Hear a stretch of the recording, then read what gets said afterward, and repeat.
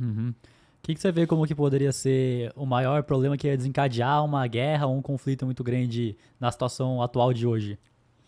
Olha, eu tenho dito que o, um dos maiores perigos e problemas é a questão de Taiwan, que a China quer ter o controle, né, da ilha e diz que está disposta a fazer isso pela força. E óbvio que os Estados Unidos têm uma proximidade com Taiwan, não quer que Taiwan seja independente, não apoia a independência de Taiwan, mas não quer que ela seja anexada pela China. Quer que o status quo se mantenha. E está disposto a defender Taiwan se houver uma tentativa de tomada à força. E aí, claro que não é só os Estados Unidos que estão preocupados com isso, a Coreia do Sul, o Japão, o mundo democrático. A Ásia toda está preocupada com isso. Porque o avanço da China a Taiwan é a abertura da porteira para a China começar o seu grande projeto de expansão e domínio materializado territorial.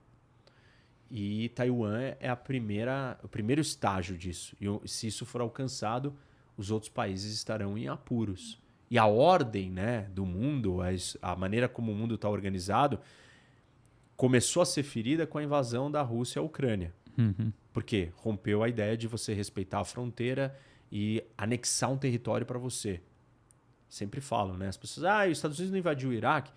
Invadiu o Iraque, o Afeganistão com uma justificativa absolutamente de legítima defesa, aprovada pela ONU, apoiada pela Rússia e por todos os outros países do mundo. Ninguém votou contra a Não invasão tinha um dos Estados Unidos. conflito de interesse nessa movimentação. Foi atacado por uma organização terrorista que estava sediada no Afeganistão, Al-Qaeda, junto com o Talibã. Legítima defesa pura, garantida pelo direito internacional, formalizada pela ONU. A ONU autorizou a missão de invasão do Afeganistão. E todos os países autorizaram. Todos. Nenhum país do Conselho de Segurança votou contra. Então, assim, a discussão sobre o Afeganistão é incontestável. A discussão do Iraque é outra história. Os Estados Unidos fez por conta própria, contra a vontade da ONU, ou seja, não tinha... muitos países discordavam daquilo. Mas é importante lembrar que não é só os Estados Unidos que faz isso. A Rússia fez isso em 2008 com a Geórgia, fez isso em 2014 com a Ucrânia, fez de novo em 2022. A China faz isso com o Tibete, faz isso com Xinjiang e assim por diante. Então, isso acontece em todos os países. O fato é que aí os Estados Unidos, então, fez isso, mas ele não quis anexar o Iraque para virar um outro estado americano. Sim. E o que a Rússia quer fazer é isso. E isso viola as regras de como o mundo foi construído. Se a Rússia conseguir fazer isso, ou se a China partir para uma aventura dessa, aí realmente nós voltamos a um momento onde o mundo, assim, tá aberto o vale tudo total e descarado. Uhum. E aí eu acho que esse é um estopim muito grave, muito sério. Numa escala menor, é algum problema com a guerra da Ucrânia, em segundo plano. Eu não acho que isso é tão grave quanto a China, porque a China tentar capturar Taiwan vai ter um envolvimento mais direto dos americanos e dos outros países vizinhos. No caso da Rússia, existe a OTAN. E a OTAN não quer interferir diretamente. Estão ajudando indiretamente. Então, pode ser que a coisa se escale também na Ucrânia e isso levaria a um conflito maior. Sim. E com relação à atualidade, então hoje tem muito mais tecnologia, muitos países têm bomba atômica. Como que você vê de forma prática o que aconteceria com o mundo caso acontecesse realmente uma guerra, acontecesse um conflito de verdade? Olha, se a gente tiver uma guerra entre potências atômicas, esse é o grande medo, né? A Guerra Fria ela ficou só fria porque os dois tinham um arsenal atômico muito grande e ninguém queria destruir o mundo. Então, se a gente tiver um confronto militar entre duas potências nucleares, as chances da gente ter uma guerra atômica são altas. Claro, ninguém quer entrar em guerra atômica porque sabe que todo mundo vai morrer. Sim. Todo mundo vai perder. Mas é guerra. Guerra não é um negócio que... eu paro, converso com você e tal. Você tá me jogando essa garrafa.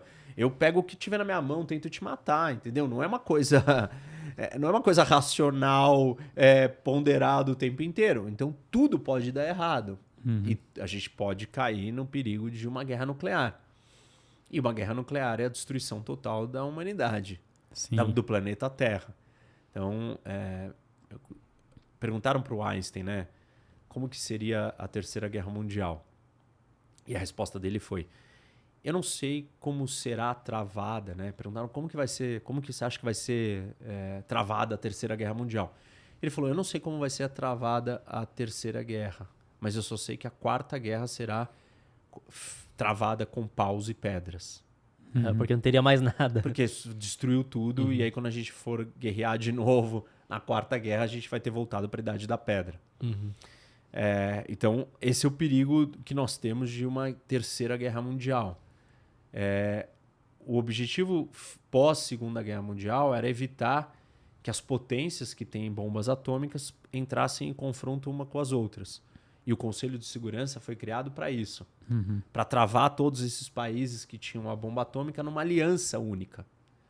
No fundo, um jeito de entender o Conselho de Segurança é isso. O Conselho de Segurança pode ser nada mais, nada menos do que uma aliança entre as potências nucleares.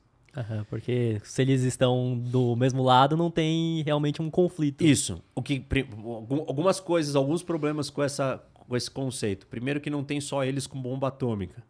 A gente já tem 4 outros países que têm bomba atômica que não estão no Conselho. Quem que publicamente hoje tem bomba atômica? Além dos 5 permanentes, né, que é Estados Unidos, Rússia, China, França e Reino Unido. Esses são os 5 permanentes autorizados. Aí a gente tem outros 4, que é Índia, Paquistão, Israel e a Coreia do Norte, que assinou o tratado, não tinha bomba, testou e aí ela rasgou, saiu do tratado. Então, assim, não são mais só 5. Tem outros que não têm e não fazem parte dessa aliança. Isso é um problema. O segundo problema é que a aliança está entrando em choque. Todas as questões que nós estamos falando aqui, desde o econômico, até para o estratégico, até o território da Rússia, a aliança da China, Taiwan, Ucrânia. Tudo isso são sinais que esses países estão entrando em choque. Aliás, né, 3 de um lado, Estados Unidos, França e Reino Unido, contra os outros 2 do outro. Então, exatamente o conceito de colocá-los todos juntos como parte do mesmo grupo está sendo rompido e estão se juntando em 2 subgrupos que estão entrando em choque. E óbvio que isso desperta o perigo da gente ter uma Terceira Guerra Mundial. Mas assim, eu também não descarto outros problemas de outros avanços da humanidade.